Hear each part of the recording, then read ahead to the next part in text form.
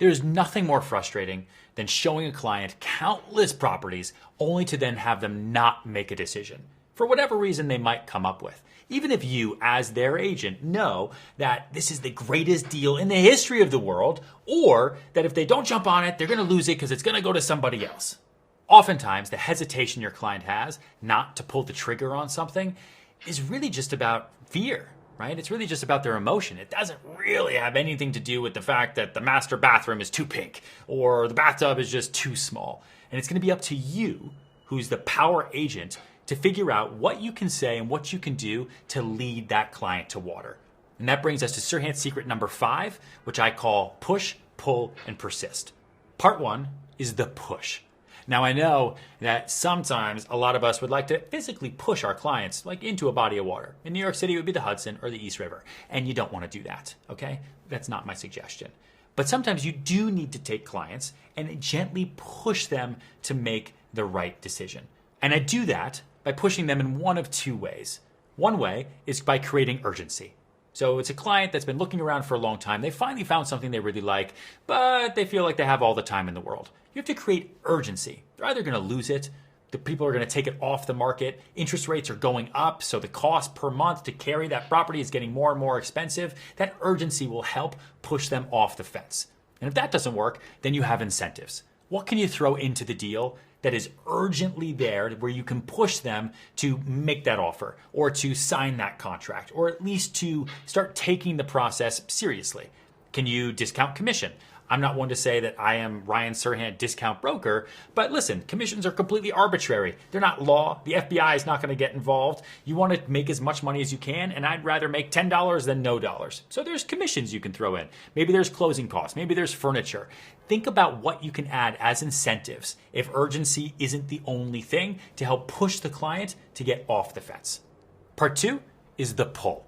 The push doesn't always work on everybody. Right? Sometimes if you push people, they might just back away and get really defensive. So that's when the pull comes in. You have to pull things away from people.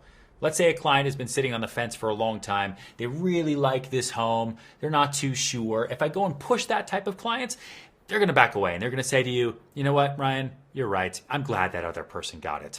That doesn't get me the deal now, does it? But with that client, I take the deal away. And I could say something like this. I know you really like this house, and I know you've been giving it a lot of thought. And honestly, maybe you just can't afford it. It might just be too rich for you. That's okay. Here's another example of another house that is perfect for you. That client then gets self-conscious. That client then sees that other house, realizes they don't like it, realizes why they liked the house that they liked in the first place, and guess what? They can afford it. And that's when the offer comes into play. Or if the listing is really, really nice and other people are jumping all over it, you pull the deal away. You know what? I know you want to take more time to really think about this, but we're going to lose it. They're getting other offers. Someone else is going to come in. I just spoke to the other agent, or you just spoke to the seller. You know what? Don't stress about it. Let's move on. There's other houses. There's plenty of fish in the sea. It's okay. That one house that had the perfect view for the perfect price, with the perfect bedroom count, with the perfect square footage, with the basketball hoop, I'm sure it'll come around again. Probably never. Pull that deal away. They will come running back. Or maybe you have a client who has a lot of really good options and they're overwhelmed with which one they like and which one they want to do. So you need to pull certain options off the table, which I know as an agent can be counterintuitive, but it goes a long way to narrowing down the options the buyer has in front of them. So you could say, listen, I know you want something with a really large backyard, but these 2 houses have backyards that are way too big. The upkeep, the gardening, the overall layout of those backyards, I think is just too much. Let's push those to the side. We'll put them in column B in case none of these other A options, which I think are really great for these reasons, work out. Part 3 is persist. And there's a lot of different ways that you can persistently stay on top of people. For example, you might have a client who is a great buyer, but they're just not ready to start shopping. They keep thinking the market's going to get worse, or they keep thinking the market's going to get better and they want to wait till later, or they're waiting on something they don't even know what they're waiting on. That client needs to be consistently and persistently reminded that buying now is better than buying any time in the future because we can't predict the future. So every week you're going to follow up with that person. You're just going to be persistent. You're going to send them listings. You're going to send them examples and reasons why the market is great and why it's a good time to buy now and not wait for something to happen in the future.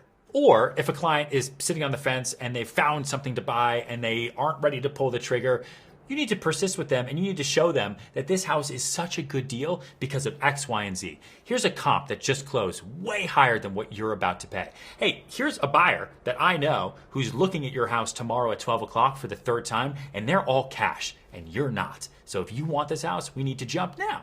So that's a little bit of staying on them persistently with a little bit of the push, with a little bit of the pull mixed in. So now I want to show you how these 3 methods work on the phone with 3 real clients.